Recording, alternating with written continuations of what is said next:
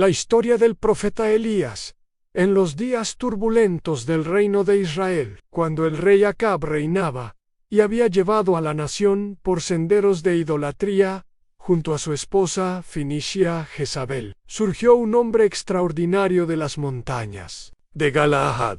Su nombre era Elías, que significa, mi Dios es Yahvé, y su aparición marcó uno de los períodos más dramáticos de la historia bíblica. Elías el Tisbita apareció súbitamente ante el rey Acab con una proclamación audaz que resonaría a través de los siglos: vive Yahvé, Dios de Israel, en cuya presencia estoy, que no habrá lluvia ni rocío en estos años, sino por mi palabra. Con estas palabras, el profeta declaró una sequía que duraría 3 años y medio, un juicio divino sobre una nación que había abandonado al Dios verdadero por los ídolos cananeos. Los días en el desierto y el milagro de Sarepta. Tras pronunciar esta profecía devastadora, Dios ordenó a Elías huir al arroyo de Quirat, al este del Jordán. Allí, en la soledad del desierto, experimentó el cuidado sobrenatural de Dios. Los cuervos, aves consideradas impuras según la ley mosaica,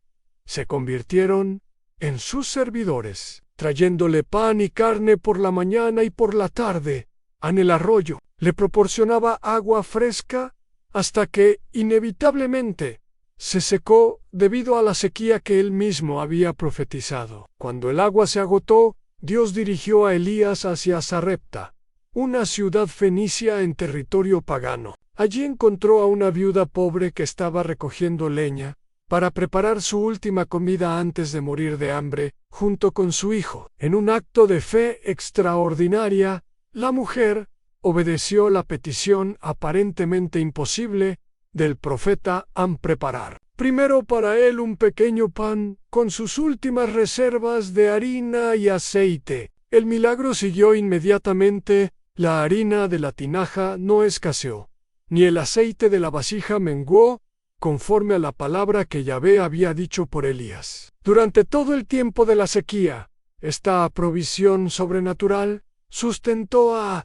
la familia y al profeta. Pero la fe de la viuda sería probada aún más profundamente cuando su hijo enfermó gravemente y murió. Elías, conmovido por su dolor, tomó al niño, lo llevó a su aposento alto, y allí oró fervientemente hasta que el niño volvió a la vida. El primer caso registrado de resurrección en las Escrituras. El gran desafío a la confrontación en el Monte Carmelo después de 3 años de sequía, cuando el hambre había devastado la tierra. Dios ordenó a Elías presentarse nuevamente ante Acab.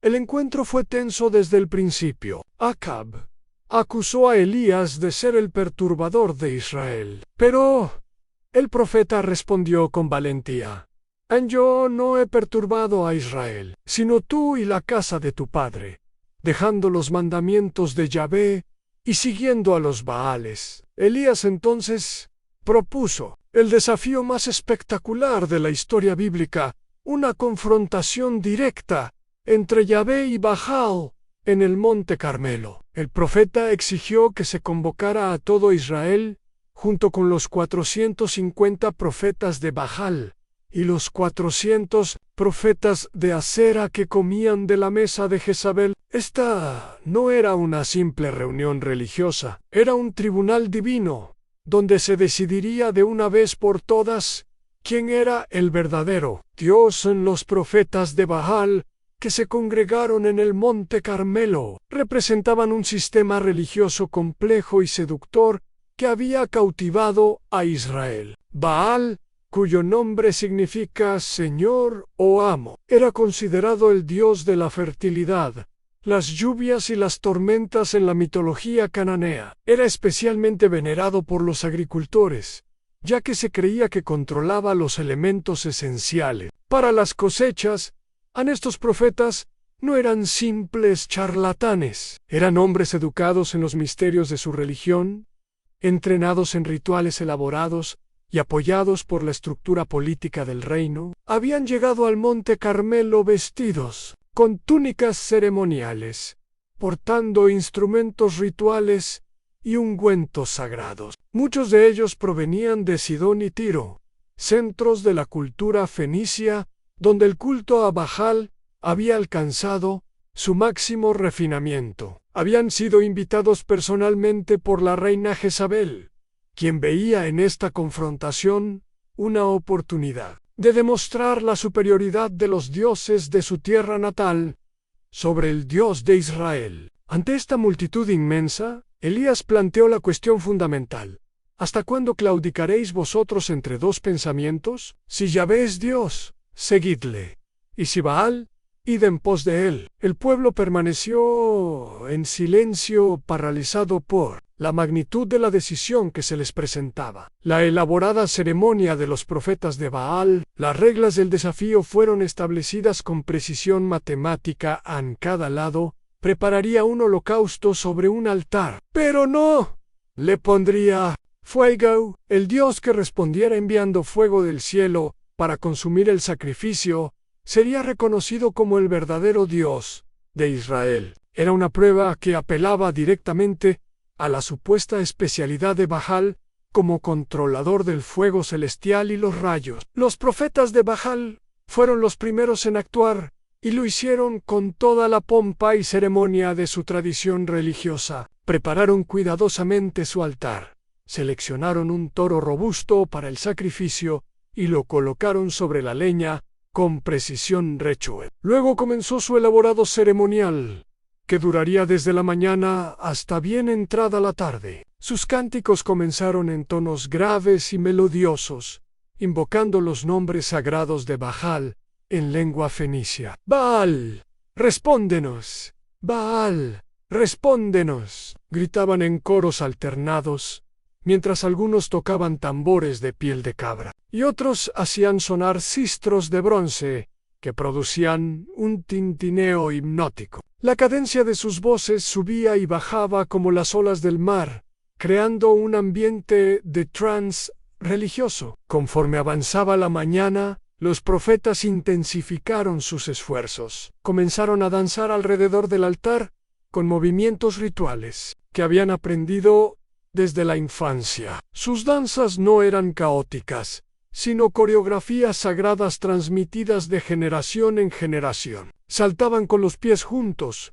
giraban con los brazos extendidos hacia el cielo y se postraban dramáticamente sobre la tierra, todo mientras continuaban sus cánticos desesperados. Algunos de los profetas más experimentados entraron en estado de éxtasis religioso, hablando en lenguas extrañas y convulsionándose como poseídos por fuerzas sobrenaturales. Sus compañeros los rodeaban, intensificando los cánticos y las danzas para mantener el ambiente de fervor espiritual. El del incienso que quemaban en braseros portátiles creaba una neblina aromática que envolvía toda la escena en un aura de misterio. La burla mordaz de Elías al mediodía, cuando el sol estaba en su cenit y los profetas de Baal habían estado clamando durante horas sin obtener respuesta alguna. Elías comenzó a burlarse de ellos con un sarcasmo devastador que reveló tanto su confianza en Yahvé como su desdén por la idolatría. «Gritad en alta voz,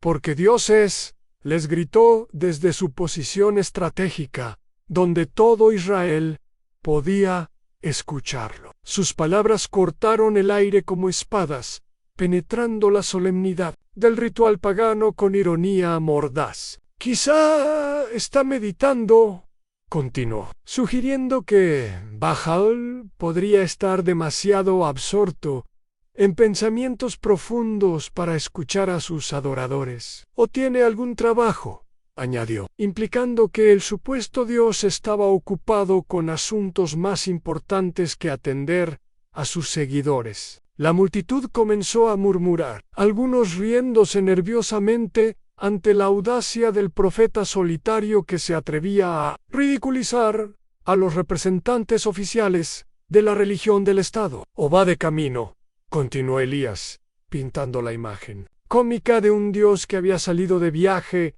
y no podía escuchar las oraciones porque estaba demasiado lejos. Pero su golpe más devastador vino al final. «Tal vez duerme», y hay que despertarle. Esta sugerencia de que Baja, supuestamente el todopoderoso controlador de las tormentas, estaba simplemente tomando una siesta, fue un insulto tan profundo que provocó gritos de indignación entre los profetas paganos. La desesperación creciente de los profetas, enfurecidos por las burlas de Elías y desesperados por obtener una respuesta de su Dios silencioso, los profetas de Baal recurrieron a medidas cada vez más extremas. Sus cánticos se volvieron gritos histéricos, sus danzas se transformaron en convulsiones violentas, y finalmente, siguiendo una práctica común en los cultos de fertilidad cananeos, comenzaron a hacerse cortes en sus cuerpos con cuchillos.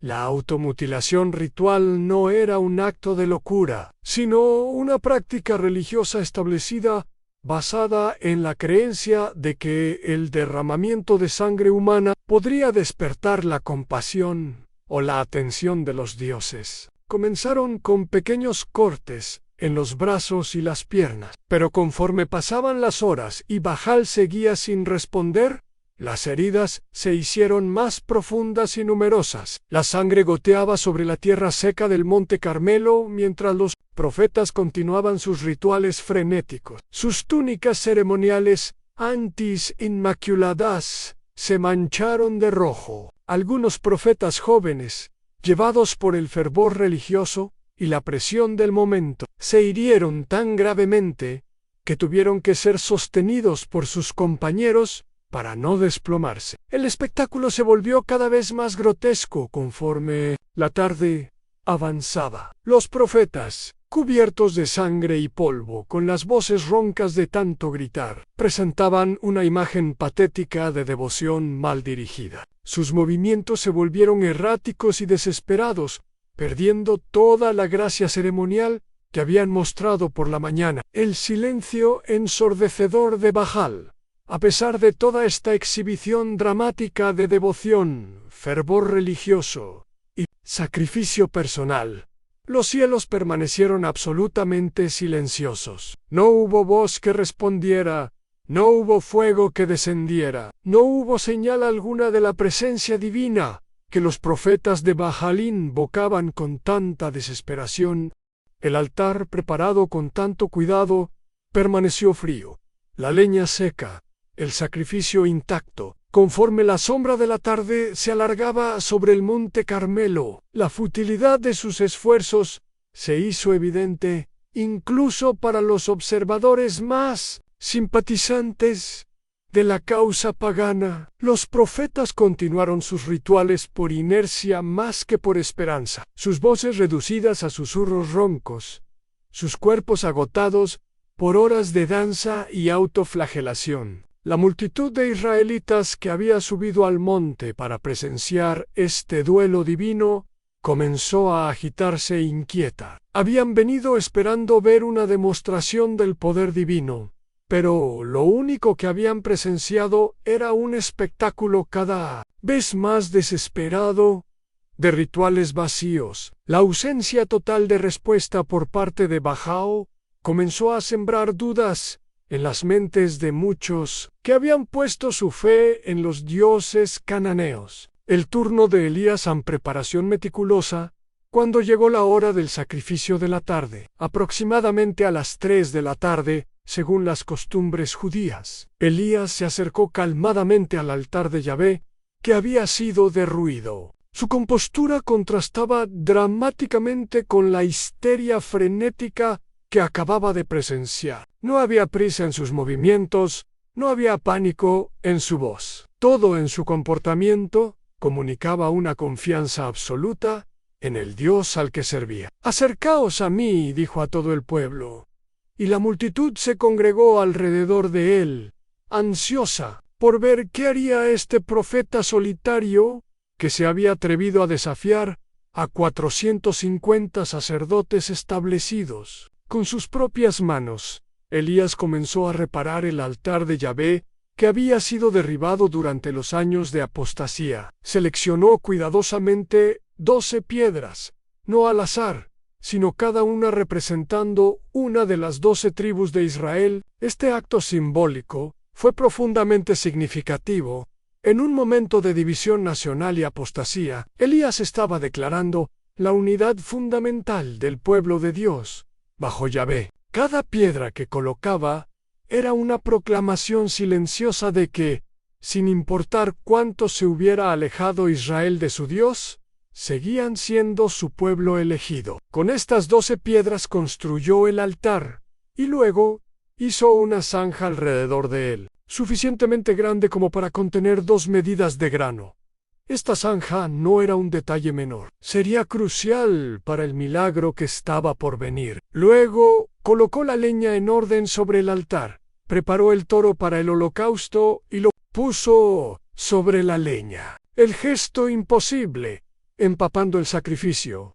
Entonces, Elías hizo algo que debió haber parecido locura pura a todos los observadores. Ordenó que llenaran 4 cántaros con agua y los derramaran sobre el holocausto y sobre la leña, en una tierra que había sufrido sequía por 3 años, donde cada gota de agua era preciosa. Este acto parecía no solo derrochador, sino contraproducente para el propósito de encender un fuego. Pero Elías no se detuvo ahí. «Hacedlo otra vez», ordenó. Y por segunda vez, el agua fue derramada sobre el sacrificio ya empapado. La leña se saturó completamente. El sacrificio quedó chorreando, y el agua comenzó a acumularse en la zanja que rodeaba el altar. «Hacedlo por tercera vez», insistió Elías. Y una vez más, se derramó agua sobre el altar, hasta que no quedó superficie seca. El agua corrió alrededor del altar y llenó completamente la zanja. Lo que había comenzado como un altar preparado para recibir fuego, se había convertido en una piscina empapada, donde encender una llama parecía físicamente imposible. Este acto de Elías no fue exhibicionismo, fue un cálculo estratégico para magnificar el milagro que estaba por venir. Al hacer humanamente imposible que el fuego se encendiera por medios naturales, estaba preparando una demostración inequívoca del poder sobrenatural de Yahvé. La oración que cambió la historia entonces, en el momento más solemne de toda la confrontación, Elías se acercó al altar empapado y elevó una oración que resonaría a través de los siglos. Su oración no fue un grito histérico como los clamores de los profetas de Baal, ni un ritual elaborado lleno de fórmulas mágicas. Fue una petición simple, directa y llena de fe, dirigida al Dios viviente en Yahvé, Dios de Abraham, de Isaac y de Israel. «Sea hoy manifiesto que tú eres Dios en Israel, y que yo soy tu siervo, y que por mandato tuyo he hecho todas estas cosas. Respóndeme, Yahvé, respóndeme, para que conozca este pueblo que tú, oh Yahvé, eres el Dios, y que vuelves a ti sus corazones». La oración reveló el corazón del profeta. No buscaba gloria personal, sino la vindicación del nombre de Yahvé y la restauración espiritual de Israel. No pidió destrucción para sus enemigos, sino revelación para su pueblo. No demandó venganza, sino restauración. El fuego divino, una demostración absoluta del poder. La respuesta fue inmediata, dramática y completamente devastadora. El fuego de Yahvé descendió del cielo con una intensidad que superó toda expectativa. No solo encendió la leña empapada, no solo consumió el holocausto preparado, sino que devoró completamente las 12 piedras del altar, el polvo alrededor de él, y aún lamió todo el agua que estaba en la zanja. La demostración fue tan completa, tan obviamente sobrenatural, que no dejó lugar a dudas o explicaciones alternativas. No quedó nada del altar, excepto un círculo ennegrecido en la roca sólida del monte Carmelo. El fuego había sido tan intenso que había vaporizado piedras, madera, carne y agua instantáneamente. El impacto visual y emocional sobre la multitud fue inmediato. Miles de israelitas que habían estado divididos entre Yahvé y Baal cayeron sobre sus rostros, gritando al unísono: «Yahvé es el Dios. Yahvé es el Dios». El grito se extendió por toda la montaña como una ola, repitiéndose una y otra. «¿Ves?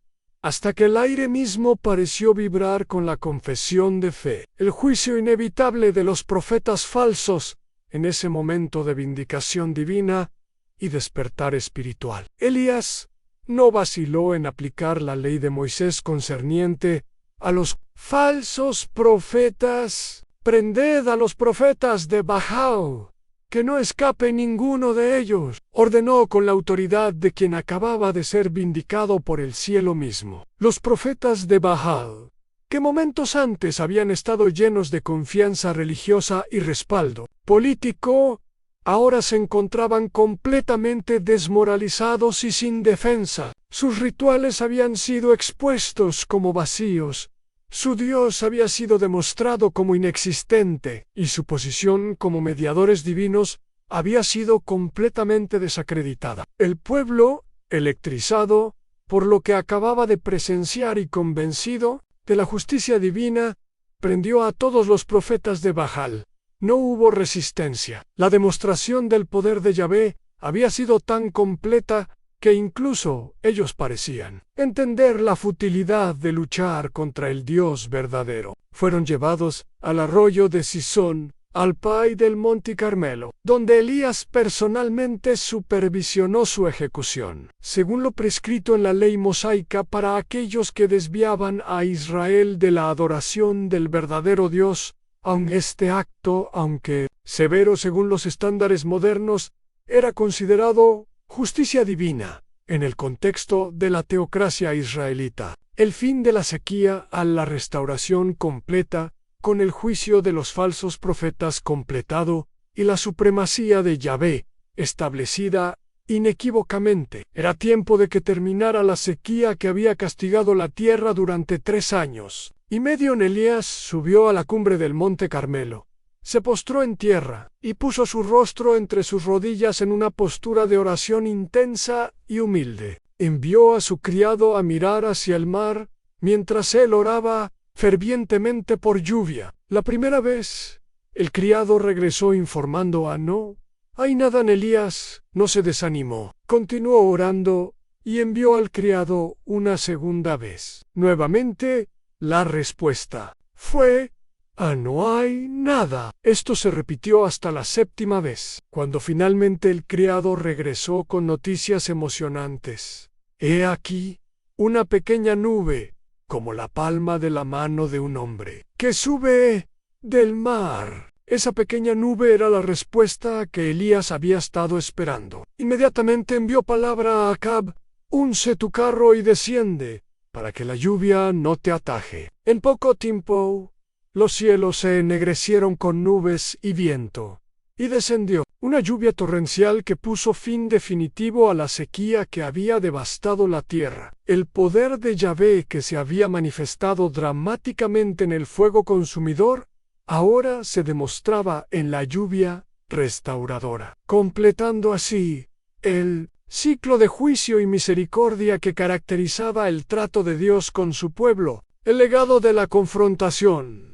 La batalla en el Monte Carmelo representó mucho más que una simple competencia entre sistemas religiosos. Fue un momento decisivo en la historia de Israel donde se definió claramente la diferencia entre la verdad y la falsedad, entre el Dios viviente y los ídolos mudos, entre la fe genuina y los rituales vacíos. Los profetas de Baal, con toda su educación, tradición, respaldo político y fervor religioso, habían sido expuestos como representantes de una religión fundamentalmente vacía. Sus elaborados rituales, por muy sinceros que fueran, no podían producir la vida que prometían porque estaban dirigidos a dioses que no existían. En contraste, Elías, un hombre solitario sin más respaldo que su fe en Yahvé, había demostrado que la oración simple pero genuina dirigida al Dios verdadero podía mover los cielos y la tierra. Su victoria no fue el triunfo de un individuo superior,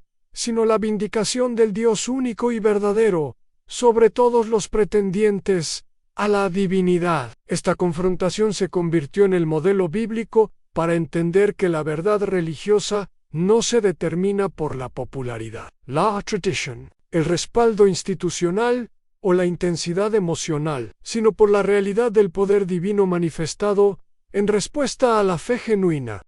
La historia de Elías y los profetas de Baal continúa siendo una lección poderosa sobre la diferencia fundamental entre la religión auténtica y la espiritualidad vacía, entre el Dios que responde y los ídolos que permanecen eternamente silenciosos.